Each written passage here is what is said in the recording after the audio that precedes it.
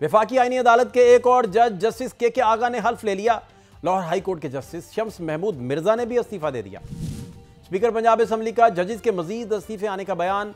ख्वाजा साद रफीक ने इस्तीफों का सिलसिला पार्लिमान तक जाने की पेशगोई कर दी। 27वीं तरमीम के खिलाफ तहरीक तहफ़्फ़ुज़ आईन पाकिस्तान ने कमर कस ली। पीर को एहतजाजी मार्च करने और जुमे को यौम स्याह मनाने का ऐलान। क्या वकला भी सड़कों पर आएंगे? पाकिस्तान तहरीक इंसाफ ने बरतानवी जरीदे की साबिक खातून अव्वल से मुतल्लिक रिपोर्ट को मुस्तरद कर दिया। रिपोर्ट के मुताबिक साबिक खातून अव्वल को हसास इदारे के कुछ अफराद मुबैना तौर पर मालूमात पहुंचाते थे जिन्हें बुशरा बीबी अपनी रूहानी बसीरत करार देती थीं। अगर बुशरा बीबी के पास वाकई रूहानी ताकत थी तो बानी पीटीआई इनकी हुकूमत और जमात को मुश्किल सूरत हाल का सामना क्यों करना पड़ रहा है? रिपोर्ट में इंकिशाफात। दहशतगर्दों से मुज़ाकरात नहीं होंगे, पाकिस्तान का दो टोक ऐलान। पाक अफगान कशीदगी कम करने में सालिस मुमालिक मजीद क्या किरदार अदा कर सकते हैं? वफाकी आईनी अदालत के चीफ जस्टिस अमीनुद्दीन खान ने आज जस्टिस के आगा से हल्फ लिया। हल्फ बर्दारी की तकरीब इस्लामाबाद हाई कोर्ट के कॉन्फ्रेंस रूम में हुई, जिसमें जस्टिस हसन अजहर रिजवी, जस्टिस आमिर फारूक और जस्टिस अली बाकर नजफी ने भी शिरकत की, जिससे गुज़श्ता रोज चीफ जस्टिस आईनी अदालत ने हल्फ लिया था। इसके मुताबिक साबिक डिस्ट्रिक्ट एंड सेशन जज मोहम्मद हफीज को भी रजिस्ट्रार आईनी अदालत तैनात कर दिया गया है, जबकि जस्टिस मंसूर अली शाह और जस्टिस अतर मनीला के इस्तीफों की मंजूरी के बाद लाहौर हाई कोर्ट के जस्टिस शम्स महमूद मिर्जा ने भी इस्तीफा दे दिया। और स्पीकर पंजाब असम्बली मलिक अहमद खान के मुताबिक इस्तीफों का सिलसिला नहीं रुकेगा। उमर अता बंदियाल के फैसले, दिए गए फैसले इंडिपेंडेंट थे। साकिब निसार साहब को देख लें, मियां नवाज शरीफ साहब की हुकूमत से निकाला जाना इंडिपेंडेंट था। There has to be a method to the madness. फिर अपॉइंटमेंट ऑफ जजेस पे जजेस की अपनी लाइकिंग डिसलाइकिंग्स को देख लें। ये सिलसिला भी इस्तीफों का यहाँ रुकेगा नहीं। And well done parliament. वकला में देखेंगे कि इस तहरीक में कितना वजन है। तहफ़्फ़ुज़ आइन की कमेटी बनी है और वो कमेटी किस बात पर मोतरज़ है? वो कमेटी मोतरज़ है कि पार्लियामेंट मुक़्तदर न हो। जबकि ख्वाजा साद रफीक ने खदशा जाहिर किया है कि इस्तीफों का ये सिलसिला अदलिया से पार्लिमान तक जाएगा।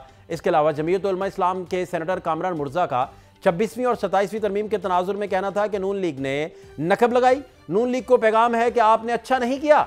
ये यूआई इस बात का भी क्रेडिट ले रही है कि इसने पार्लिमान में 27वीं तरमीम के खिलाफ वोट देकर अपनी आईनी जिम्मेदारी पूरी की है। 27वीं तरमीम के खिलाफ दरख्वास्तें दायर होना शुरू हो गई हैं और इस हवाले से लाहौर हाई कोर्ट में भी एक दरख्वास्त दायर की गई है।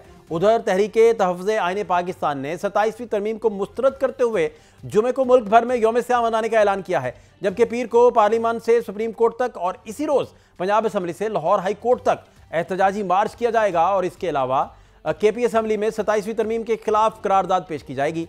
दूसरी जानिब केपी हुकूमत ने 9 मई को रेडियो पाकिस्तान पर हमले की तहकीकात के लिए इंक्वायरी कमीशन बनाने का ऐलान किया है।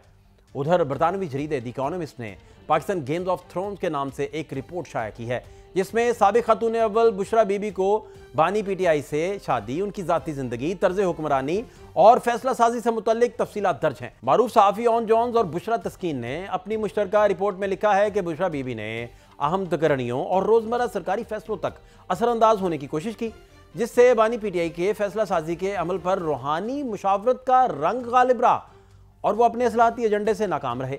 इस सिलसिले में साबिक वज़ीर-ए-आज़म की काबीना के अरकान, साथियों समेत दर्जनों अफराद ने एतराफ़ किया है कि बानी पीटीआई की नाकामी की वजूहात मुक़्तदरा की बजाय इंतज़ामी थी। रिपोर्ट के मुताबिक साबिक खातून अव्वल को हसास इदारे के कुछ अफराद मुबैना तौर पर ऐसी मालूमात पहुँचाते थे जिन्हें बुशरा बीबी बानी के सामने अपनी रूहानी बसीरत से हासिल करदा मालूमात के तौर पर पेश करती थी। जरीदे ने जमाइमा गोल्ड स्मिथ के इस ट्वीट का भी हवाला दिया है जो उन्होंने बुशरा बीबी की बानी से शादी के मौका पर किया था, जिसमें काले जादू का जिक्र था।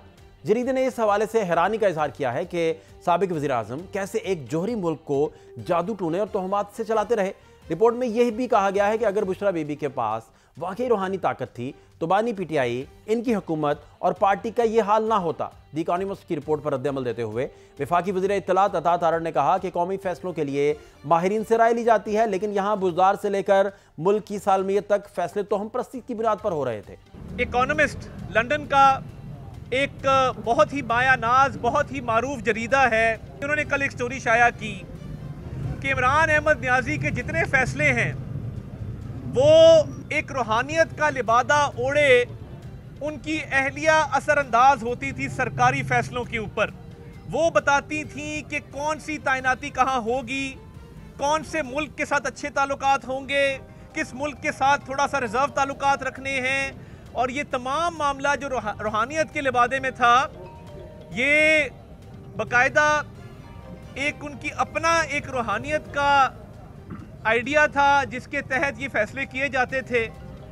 और ये तमाम फैसलों पर वो ना सिर्फ असरअंदाज होती थी बल्कि वो इंश्योर करती थी कि ये हर फैसला उस पर अमल दरामद हो। वज़ीर इत्तलात पंजाब अज़मा बुखारी ने बरतानवी जरीदे की रिपोर्ट को दुरुस्त करार देते हुए कहा है कि जादू टोने से मुल्क और मईशत नहीं चला करते, जबकि PTI के चेयरमैन बैरिस्टर गौहर अली खान ने द इकोनॉमिस्ट की रिपोर्ट को शारंगेजी और झूठ पर मबनी करार देते हुए कहा है कि आर्टिकल का मकसद बुशरा बीबी और बानी PTI की किरदार कुशी है। पार्टी कानूनी चाराजोई का हक रखती है। पाकिस्तान में दहशतगर्दी के हालिया वाक़यात की बात करें तो पुलिस काउंटर टेररिज्म डिपार्टमेंट ने बन्नू और लखी मरवत में मुश्तरका ऑपरेशन में फितनतुल ख्वारिज के 5 दहशतगर्दों को हलाक कर दिया। और आज वज़ीर दाखिला मोहसिन नकवी ने कैडेट कॉलेज वाना का भी दौरा किया और फितनतुल ख्वारिज का हमला नाकाम बनाने पर सिक्योरिटी फोर्सेज को खराज तहसीन पेश किया। इस मौके पर कबायली इमायदीन से गुफ्तगू करते हुए उन्होंने कहा कि दहशतगर्दी के वाक़यात के जिम्मेदार सरहद पार के अनासिर हैं।